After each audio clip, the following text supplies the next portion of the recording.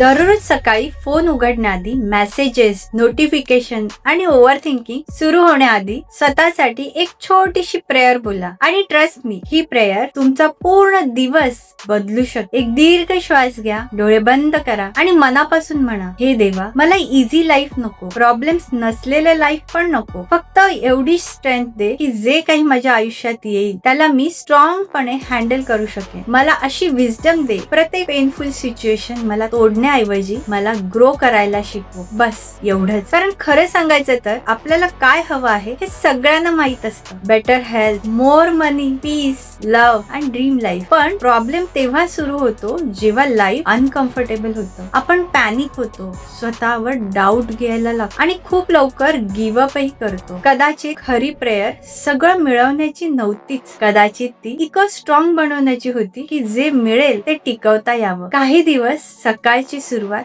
या एनर्जीने करून बघा. तुमचा माइंडसेट, तुमच्या रिॲक्शन्स आणि संपूर्ण दिवस बदलायला लागेल. जर ही प्रेयर तुमच्या न्यू मॉर्निंग रुटीनचा भाग होणार असेल तर कमेंट मध्ये रेडी लिहा. चला आरंभ करा.